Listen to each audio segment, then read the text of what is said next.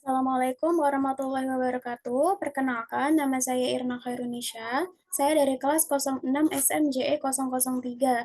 Kali ini saya akan mempresentasikan modul 11 dalam matkul perekonomian Indonesia dengan judul peranan industrialisasi dalam pembangunan ekonomi. Kita akan masuk ke pembahasan yang pertama, yaitu definisi singkat tentang industrialisasi. Menurut Sir Parker dalam The Sociology of Industry pada tahun 1967, menjelaskan industrialisasi adalah proses segala hal yang berkaitan dengan teknologi, ekonomi, perusahaan, dan orang-orang yang terlibat di dalamnya. Menurut P.K. O'Brien dalam International Encyclopedia of the Social and Behavioral Science pada tahun 2001, menjelaskan pengertian industrialisasi. Industrialisasi mencakup transformasi cepat dalam manufaktur yang signifikan kaitannya dengan semua bentuk produksi lainnya dan pekerjaan yang dilakukan dalam ekonomi nasional atau regional. Kemudian dilansir dari Ensiklopedia Britannica, industrialisasi adalah proses konversi menuju tatanan sosial ekonomi yang didominasi industri. Dikutip dari Ekonomi Pembangunan pada tahun 2004 karya Lincoln Arshad, industrialisasi adalah proses modernisasi ekonomi yang mencakup seluruh sektor ekonomi yang berkaitan satu sama lain dengan industri pengolahan. Artinya, industrialisasi bertujuan meningkatkan nilai tambah seluruh sektor ekonomi dengan sektor industri pengolahan sebagai sektor utama. Maksudnya, dengan adanya perkembangan industri, maka akan memacu dan mengangkat pembangunan sektor-sektor lainnya. Kita akan masuk ke pembahasan kedua, yaitu sejarah dan evolusi industrialisasi secara singkat.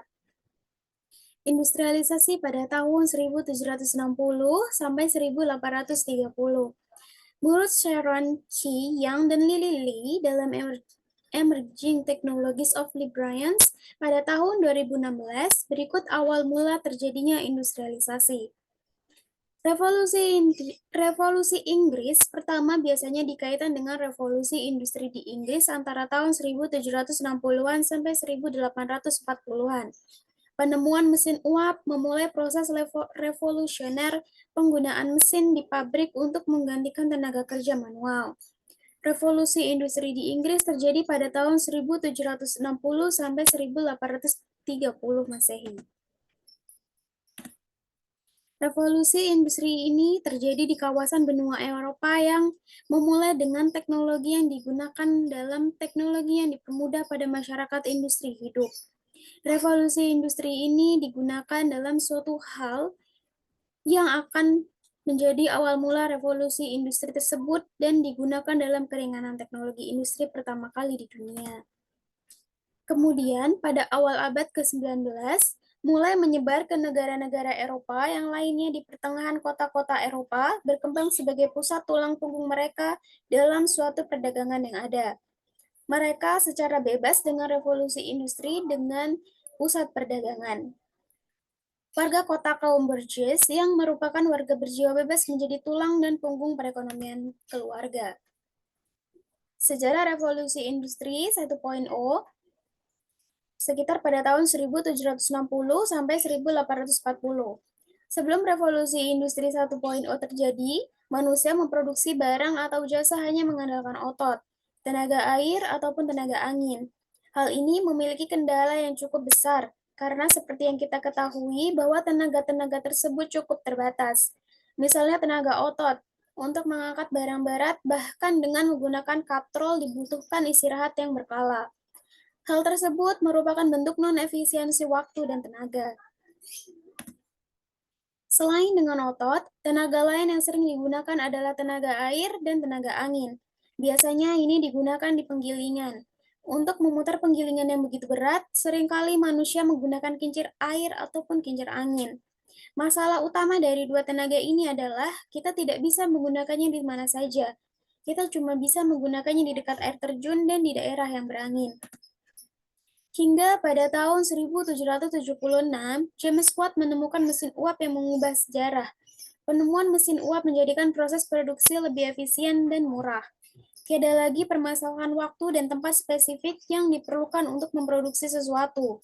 Sebagai contohnya, sebelum mesin uap ditemukan, kapal berlayar dengan tenaga angin di mana membutuhkan waktu bertahun-tahun untuk berkeliling dari suatu negara ke negara lainnya. Sedangkan dengan adanya mesin uap dapat menghemat waktu hampir 80%. Pada awalnya, mesin uap yang berbahan batu bara ini kebanyakan diperuntukkan untuk produksi tekstil di tanah Inggris. Sering berjalannya waktu, penggunaan mesin uap terus merambah ke berbagai industri lain, mulai dari pertanian, pertambangan, transportasi, maupun ke manufaktur, mulai menggantikan tenaga manual. Pada era ini juga pertama kali kegiatan produksi dalam jumlah besar terjadi demi memenuhi kebutuhan yang jumlahnya semakin bertambah. Pertanyaannya, mengapa sih Inggris menjadi negara pertama yang melakukan revolusi industri? Apabila kita melihat dari latar belakangnya, revolusi industri 1.0 ini terjadi di negara Inggris karena disebabkan oleh beberapa faktor. Yang pertama, yaitu situasi politik dan ekonomi Inggris yang setengah stabil.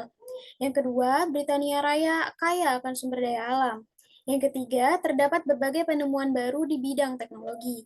Yang keempat, arus urbanisasi serta perdagangan yang baik. Sederhananya, ciri-ciri revolusi industri 1.0 ditandai dengan adanya revolusi di tanah Britania Raya pada abad ke-18. Ditemukannya mesin uap serta peralihan cara manusia bekerja menggunakan teknologi yang lebih maju dari sebelumnya. Contoh dampak dari revolusi industri 1.0. Yang pertama, faktor pemicunya ada kestabilan ekonomi dan politik Inggris yang memicu revolusi agraria dan melahirkan inovasi mesin-mesin uap bertenaga. Dampak industri 1.0, perubahan cara kerja manusia dalam memproduksi dan mengelola sumber daya dengan lebih efektif dan efisien dari sebelumnya. Contoh penemuannya mesin uap, kereta uap, sistem produksi skala besar. Kita akan masuk ke era industrialisasi pada tahun 1870-an atau 2.0. Revolusi Industri 2.0 adalah era industri yang terjadi pada awal abad ke-19 atau 1870-an dan berfokus pada pemanfaatan energi listrik untuk meningkatkan efisiensi mesin produksi di setiap lininya atau assembly line production. Nah, mengapa sih penemuan listrik bisa memicu revolusi industri 2.0? Jawabannya adalah karena pada saat itu tenaga listrik dinilai jauh lebih efektif untuk menggantikan tenaga manusia, serta lebih efisien jika dibandingkan dengan tenaga uap. Meskipun perusahaan mempertimbangkan untuk mengganti mesin-mesin yang telah diinvestasikan sebelumnya, pada era ini muncul produksi mobil secara besar-besaran yang mengharuskan kendaraan dirakit dari awal hingga akhir, yang menyebabkan proses tersebut tentu tidak cepat dan tidak mudah. Dengan adanya perubahan mekanisme dan proses produksi di tahun 1913, menyebabkan proses produksi yang ada berubah total secara keseluruhan. Proses produksi mobil tidak lagi memerlukan banyak tenaga untuk merakit dari awal hingga akhir. Diselesaikan dengan konsep lini produksi atau assembly line production dengan memanfaatkan conveyor belt. Akibatnya, proses perakitan mobil bisa dilakukan lebih efisien dari orang lain di tempat yang berbeda. Prinsip ini lalu berkembang menjadi spesialisasi di mana satu orang hanya menangani satu proses perakitan. Contoh dampak dari revolusi industri 2.0. Faktor pemicu, keinginan untuk meningkatkan efisiensi melalui transisi penggunaan mesin uap ke teknologi listrik. Dampak industri 2.0, dimulainya produksi massal dalam dunia industri melampaui kapasitas produksi pada era sebelumnya. Contoh penemuannya alat listrik AC/DC, alat telekomunikasi, serta sistem produksi massal. Kemudian ada sejarah revolusi industri 3.0 sekitar pada tahun 1970-an. Pada masa industri 3.0 inilah dunia memasuki babak baru yang pada kala itu juga disebut sebagai era digitalisasi. Keberadaan dari revolusi industri 3.0 didasarkan pada penemuan mesin-mesin pintar yang ditandai dengan adanya teknologi digital, komputer, dan robot yang telah terotomatisasi. Pada revolusi industri 3.0 yang digantikan adalah manusianya. Revolusi industri 3.0 adalah penemuan mesin yang bergerak, yang berpikir secara otomatis, komputer, dan robot. Di saat ini, dunia bergerak memasuki era digitalisasi. Sebagai efektivitas yang sebelumnya hanya dapat dilakukan manusia seperti menghitung atau menyimpan, hal yang penting seperti dokumen mulai dapat dilakukan oleh komputer. Revolusi yang terjadi juga bergerak tidak hanya mengenai revolusi di bidang industri, namun juga di bidang informasi. Dilihat dari sisi positifnya, kemajuan teknologi digital ini mempermudah pekerjaan manusia, sehingga potensi terbesar manusia yang sesungguhnya dapat lebih dioptimalkan, seperti berpikir, memimpin, dan menciptakan karya. Setelah Perang Dunia, perkembangan komputer juga semakin cepat. Komputer yang dulunya sebesar ruangan terus mengecil dengan fungsi yang semakin luar biasa.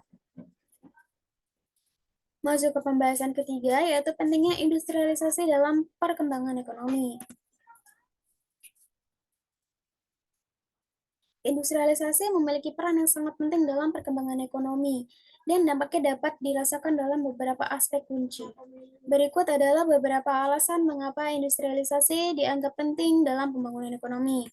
Yang pertama, peningkatan produktivitas. Industrialisasi mengintegrasikan teknologi dan mesin-mesin modern ke dalam proses produksi, meningkatkan produktivitas secara dramatis.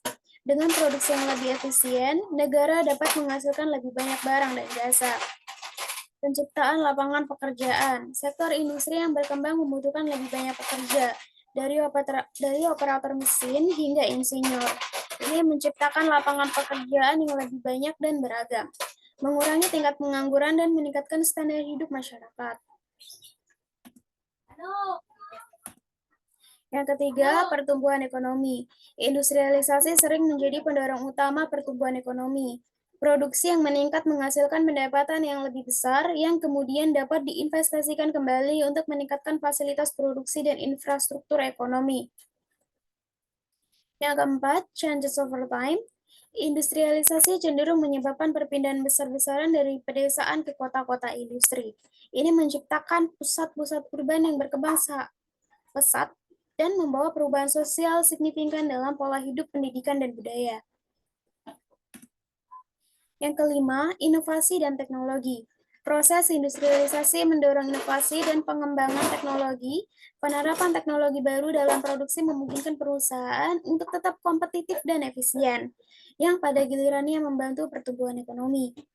Yang keenam, meningkatkan standar hidup. Industrialisasi dapat meningkatkan standar hidup masyarakat, menyediakan lebih banyak pekerjaan, peningkatan pendapatan, dan membuat barang dan jasa lebih mudah diakses oleh masyarakat.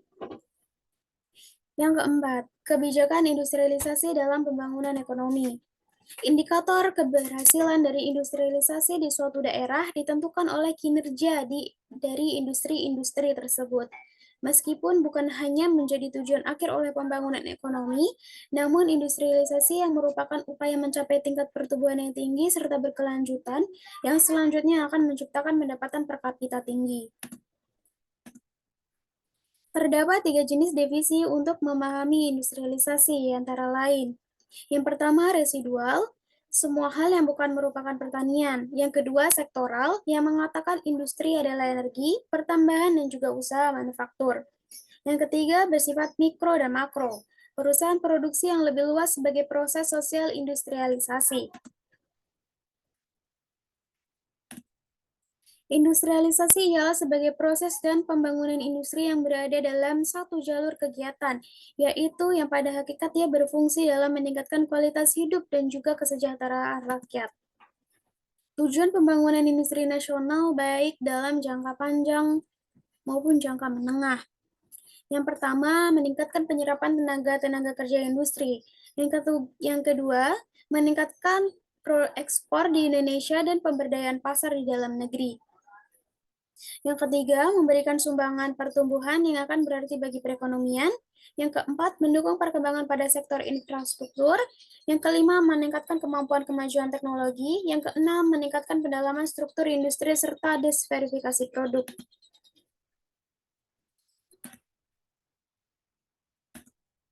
Faktor-faktor pendorong industrialisasi. Apa saja? Yang pertama, kemampuan pada teknologi dan inovasi. Yang kedua, laju pertumbuhan pada pendapatan nasional per kapita. Yang ketiga, kondisi dan struktur pada awal ekonomi di dalam negeri. Negara yang pada awalnya memiliki industri dasar atau primer atau hulu seperti lainnya baja, semen, kimia, dan industri menengah seperti mesin-mesin alat produksi. Yang keempat, besarnya pangsa pasar yang ditentukan pada tingkat pendapatan dan jumlah penduduk. Yang kelima, ciri industrialisasi yaitu dengan cara pelaksanaan industrialisasi seperti pada tahap implementasi, yaitu jenis industri unggulan dan serta insentif yang diberikan. Yang keempat, bagaimana kebijakan industrialisasi dalam pembangunan ekonomi di Indonesia? Apa sih penopang utama dalam perkembangan industri sebuah negara? Perusahaan manufaktur yang merupakan penopang utama dalam perkembangan industri sebuah negara. Perkembangan industri manufaktur sebuah negara juga dapat digunakan untuk dapat melihat perkembangan industri secara nasional negara. Perkembangan ini juga dapat dilihat baik dari dalam aspek kualitas produk yang dihasilkan maupun kinerja industri yang secara keseluruhan. Sejak krisis pada ekonomi dunia terjadi pada tahun 1998 dan juga merontokkan berbagai sendi-sendi perekonomian nasional, perkembangan industri Indonesia secara nasional belum dapat memperlihatkan perkembangan yang baik. Bahkan perkembangan industri nasional, khususnya pada industri manufaktur, lebih sering terlihat merosot ketimbang kenaikan grafik peningkatannya. Industri manufaktur di masa depan adalah pada industri-industri yang mempunyai daya saing tinggi yang didasarkan pada tidak hanya kepada 4 besar potensi di Indonesia atau comparative advantage, yaitu seperti luas banding wilayah, kemudian besar jumlah penduduk, serta ketersediaan sumber daya alam. Akan tetapi juga berdasarkan kemampuan daya kreasi serta keterampilan serta profesionalisme. Alasan adanya industrialisasi itu apa? Nah, alasan adanya industrialisasi di Indonesia yaitu adanya warisan masa lalu, perdagangan multinasional, kekuatan kartel, dan juga bantuan ekonomi. Kita akan masuk ke poin kelima, yaitu strategi pengembangan pada sektor industri. Strategi pada pembangunan sektor industri yang pelaksanaan industrialisasi seperti pada strategi substitusi impor atau inward looking, bertujuan untuk mengembangkan industri yang berorientasi domestik yang dapat menggantikan produk-produk impor. Pertimbangan dalam menggunakan strategi ini adalah pada sumber daya alam dan faktor produksi yang cukup tersedia. Kemudian, potensi permintaan di dalam negeri yang memadai sebagai pendorong pada perkembangan industri manufaktur di dalam negeri. Kesempatan kerja yang menjadi luas, pengurangan pada ketergantungan impor sehingga defisit berkurang. Strategi pada promosi ekspor atau outward looking yang berorientasi ke pasar internasional di dalam usaha pengembangan industri di dalam negeri yang memiliki keunggulan-keunggulan bersaing. Rekomendasi agar strategi dapat berhasil di antara lain, pasar harus menciptakan sinyal harga yang benar yang dapat merefleksikan kelangkaan barang-barang yang bisa baik di pasar input maupun output, sehingga proteksi impor harus rendah, maka nilai tukar haruslah realistis dan ada insentif pada peningkatan ekspor. Terdapat unsur-unsur pada industrialisasi, yaitu masyarakat yang telah melakukan proses produksi menggunakan mesin berskala besar, pembagian kerja yang teknis dan relatif kompleks, menggunakan tenaga kerja dengan keterampilan yang bermacam-macam. Industrialisasi merupakan suatu proses interaksi di antara perkembangan teknologi serta inovasi, spesialisasi dan perdagangan dunia dalam meningkatkan pendapatan masyarakat dengan mendorong dalam pertumbuhan struktur ekonomi. Faktor-faktor pendorong selain daripada perkembangan teknologi dan inovasi serta laju pertumbuhan pada pendapatan per kapita adalah sebagai berikut. Yang pertama, kondisi dan struktur pada awal ekonomi di dalam negara. Negara yang pada awalnya memiliki industri dasar, primer atau hulu, di antara lain baja, semen, kimia, dan industri tengah, yaitu seperti mesin, alat-alat produksi, akan mengalami suatu proses industrialisasi yang relatif cepat. Hal ini dikarenakan jika sudah terdapat berbagai industri hulu dan menengah yang kuat, maka otomatis negara-negara yang bersangkutan akan lebih mudah dalam membangun industri hilir dengan tingkat diversifikasi produksi yang tinggi jika dibandingkan negara-negara yang belum mempunyai industri hulu dan menengah. Yang kedua, besarnya pasar di dalam negeri yang telah ditentukan oleh kombinasi antar populasi serta tingkat pendapatan nasional real per kapita. Misalnya di Indonesia dengan total jumlah penduduk kurang lebih 200 juta orang yang menyebabkan pertumbuhan kegiatan ekonomi karena pasar yang besar dan menjamin adanya skala ekonomisasi serta efisiensi dalam proses produksi. Yang ketiga, ciri industrialisasi yaitu dengan cara pelaksanaan industrialisasi seperti di tahap implementasi, kemudian jenis industri unggulan, dan insentif yang diberikan termasuk di dalamnya adalah insentif-insentif pada investor. Yang keempat, kondisi serta keberadaan sumber daya alam. Negara dengan SDA yang lebih besar biasanya cenderung lebih lambat di dalam industrialisasi karena tingkat diversifikasi laju pertumbuhan ekonomi relatif lebih rendah. Yang kelima, kebijakan serta strategi pemerintah seperti tax holiday, kemudian bebas bea masuk untuk bahan baku impor, pinjaman dengan suku bunga relatif rendah.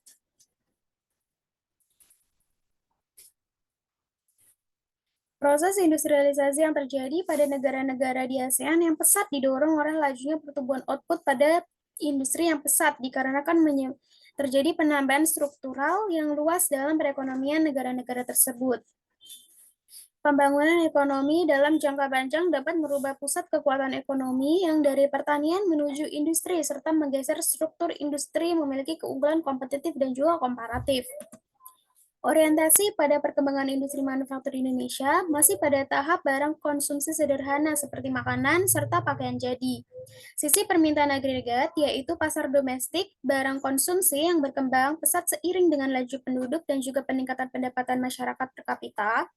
Sedangkan pada sisi penawaran agregat yaitu sarana dan prasarana menunjang dalam produksi.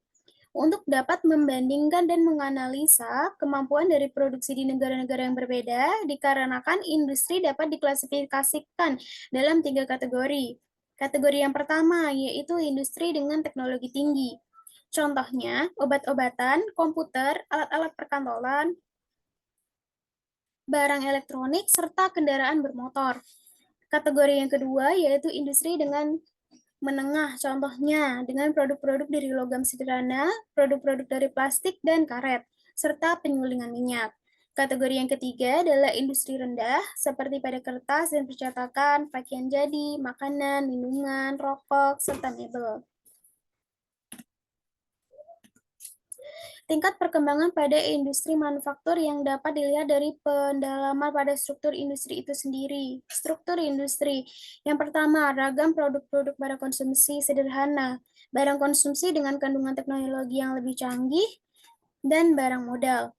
Dua, intensitas pada pemakaian faktor-faktor produksi barang dengan padat karya dan juga barang dengan padat modal. Orientasi pada pasar barang domestik dan barang ekspor.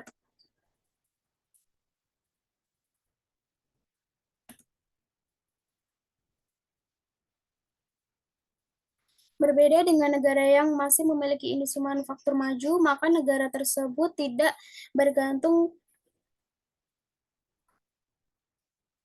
mohon maaf,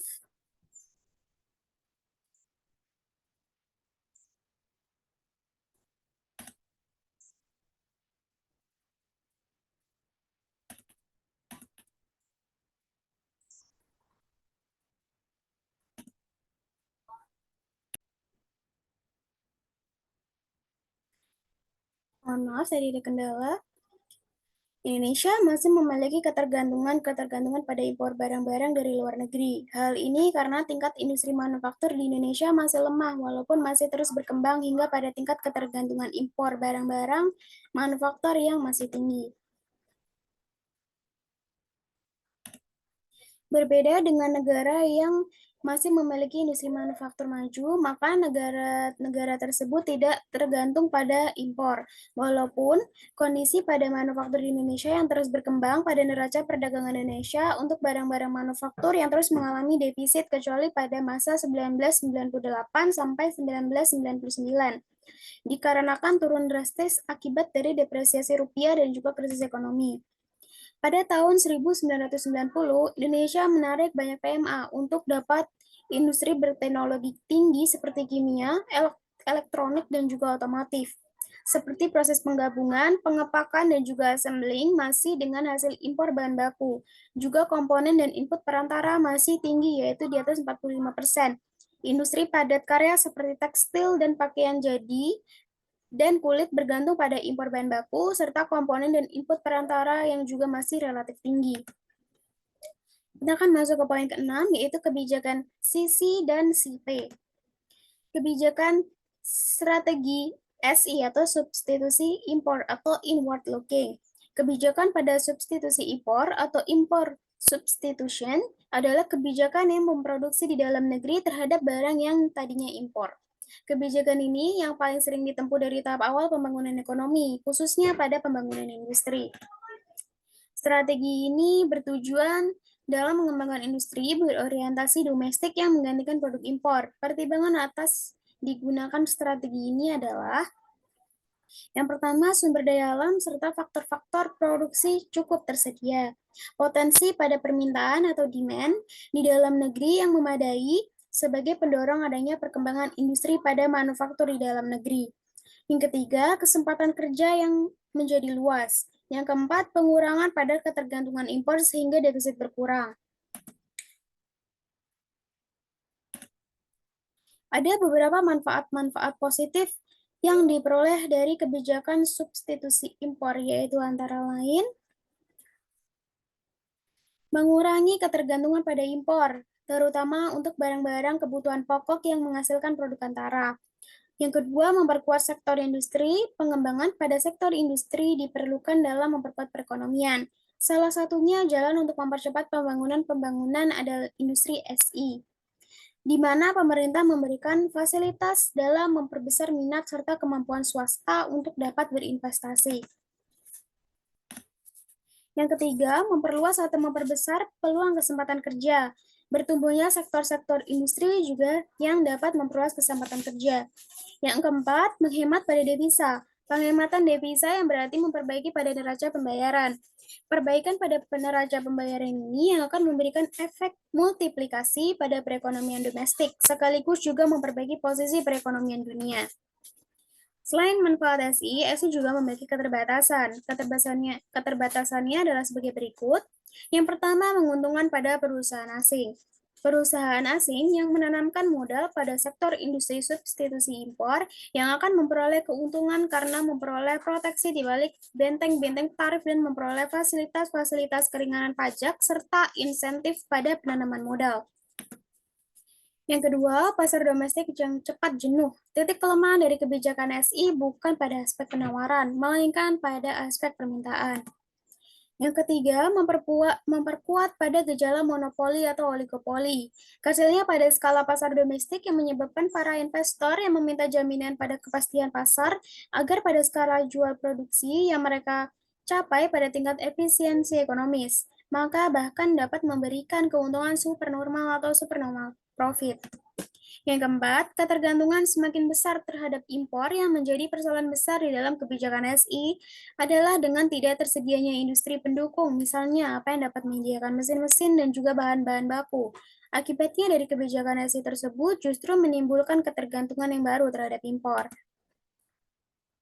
Kemudian ada kebijakan strategi PE atau promosi ekspor yang merupakan salah satu alternatif untuk mengatasi cepat jenuh atas pasar domestik. Sebab karena pasar luar negeri yang relatif jauh lebih besar daripada pasar domestik. Kebijakan-kebijakan PE yang pada umumnya dilakukan setelah berhasil melakukan SI, tetapi ada juga yang dapat melakukan secara bersama-sama. Strategi ini berorientasi pada pasar internasional yang dalam usaha pengembangan industri di dalam negeri yang memiliki keunggulan dalam bersaing. Rekomendasi agar strategi ini berhasil adalah yang pertama, pasar harus menciptakan adanya sinyal harga yang dapat merefleksikan kelangkaan barang bersangkutan tersebut baik pada pasar input maupun pasar output. Yang kedua, tingkat pada proteksi impor harus rendah. Yang ketiga, nilai tukar harus realistis. Yang keempat, adanya insentif demi peningkatan ekspor. Terdapat 4 faktor-faktor yang dapat menjelaskan bahwa dalam kebijakan PE yang mampu mendorong adanya pertumbuhan ekonomi yang lebih besar dibanding kebijakan SI. Yang pertama, kaitannya dengan sektor pertanian dan dengan sektor industri. Misalnya, seperti agroindustri yang telah berkembang karena berorientasi pada bahan-bahan baku pertanian. Dengan adanya kaitan-kaitan ini, maka permintaan sektor industri terhadap sektor-sektor pertanian tetap dapat dipertahankan. Yang kedua, skala-skala ekonomi atau economy scale yang dapat dicapai adalah karena permintaan ekspor yang dengan skala cukup besar sehingga dapat diproduksi dengan secara manufaktur ataupun secara massal. Yang ketiga, meningkatnya persaingan-persaingan atas prestasi perusahaan yang karena kuatnya persaingan pada pasar dunia. Yang keempat, dampak dari kekurangan devisa atas pertumbuhan ekonomi yang dapat diatasi. Selain manfaat tersebut, PAYA memiliki keterbatasan. Berikut adalah keterbatasannya. Yang pertama, cepat jenuh pasar internasional atau cepat jenuhnya pasar internasional yang disebabkan oleh faktor permintaan dan faktor penawaran sebagai barang kebutuhan pokok, elastisitas permintaan seperti elastisitas harga dan elastisitas pendapatan yang sangat rendah sehingga pasarnya relatif tetap. Yang kedua, semakin kuatnya kebijakan-kebijakan proteksi oleh negara-negara maju. Meskipun negara maju yang memiliki keunggulan komparatif di dalam produksi, teknologi pada padat modal, dan serta ilmu pengetahuan, maka tetap melakukan proteksi pada industri-industri yang berteknologi sederhana. Krisis ekonomi yang terjadi pada tahun 1998 sangat memukul dan berdampak pada industri manufaktur di Indonesia dan berakibat pada depresiasi nilai rupiah yang sangat besar pada dolar AS. Krisis ekonomi ini yang menunjukkan bahwa ternyata pada pembangunan industri yang selama masa pemerintahan Orde Baru ini tidak menghasilkan industri nasional yang baik dan kokoh. Sebaliknya, maka pembangunan industri yang didukung oleh kebijakan-kebijakan SI yang dengan proteksi yang berlebihan dan juga terlalu lama yang telah membuat industri-industri manufaktur di Indonesia menjadi sangat lemah dengan tingkat ketergantungannya pada utang-utang yang tinggi. Masuknya IMF ke negara Indonesia ialah untuk membantu keluar dari krisis ekonomi tersebut yang telah membawa perubahan yang besar di dalam 14 kebijakan-kebijakan industrialisasi di dalam negeri. Dibandingkan dengan keadaan pada sebelum krisis, maka kebijakan-kebijakan industri baru yang dianut oleh Indonesia lebih berorientasi pada X, dan dengan tidak menghilangkan pembangunan industri pada pasar domestik. Perhatian yang besar juga kemudian diberikan kepada pengembangan industri, pendukung yang dapat membuat mesin, peralatan produksi, diantaranya adalah bahan baku dan komponennya. Tujuan untuk mengurangi dan meminimalisir ketergantungan antar sektor industri manufaktur yang khususnya dan ekonomi nasional terhadap M. Guna mendukung atas kebijakan tersebut, maka pemerintah menerapkan clustering, yaitu setiap industri mempunyai keterkaitan produksi, yaitu belakang maupun ke depan yang kuat dengan industri-industri lain maupun sektor ekonomi lainnya. Faktor-faktor pendorong selain teknologi dan inovasi serta laju pertumbuhan pendapatan per kapita sebagai berikut. Yang pertama, kondisi pada struktur awal ekonomi di dalam negara. Yang kedua, besar pasar di dalam negeri yang ditentukan pada kombinasi antar populasi dan tingkat pendapatan nasional real per kapita. Yang ketiga, ciri industrialisasi yaitu dengan cara pelaksanaan industrialisasi yang seperti tahap implementasi, serta jenis industri unggulan dan juga insentif yang diberikan termasuk juga di dalamnya ada insentif kepada para investor. Yang keempat, kondisi serta keberadaan sumber daya alam. Yang kelima, kebijakan serta strategi pemerintah seperti tax holiday, serta bebas biaya masuk untuk bahan-bahan baku impor, kemudian pinjaman dengan suku bunga relatif rendah. Yang keempat, tingkat perkembangan pada industri manufaktur yang dapat dilihat dari pendalaman struktur industri tersebut. Yang ketujuh, kita akan masuk ke poin keterkaitan industrialisasi dengan sektor lain atau pertanian. Dalam rangka untuk memajukan sektor agraris pada wilayah pedesaan, industrialisasi pertanian yang merupakan keniscayaan setidaknya terhadap 3 prinsip utama di dalam industrialisasi pertanian yang kerap kali digunakan oleh negara-negara berkembang menurut Bustanul Arifin tahun 2005 halaman 142 sampai 143. Yang pertama, pembangunan yang berbasis pertanian, yang juga mengutamakan potensi pasar di dalam negeri sekaligus memanfaatkan besar jumlah penduduk. Upaya untuk memompa daya beli masyarakat yang ditempuh melalui peningkatan produktivitas, juga perluasan peluang kerja. Stabilisasi nilai tukar serta pembangunan industri berhubungan dengan pertanian dan pedesaan. Yang kedua yaitu pada pengembangan pedesaan yang dirangsang oleh pada agroindustri.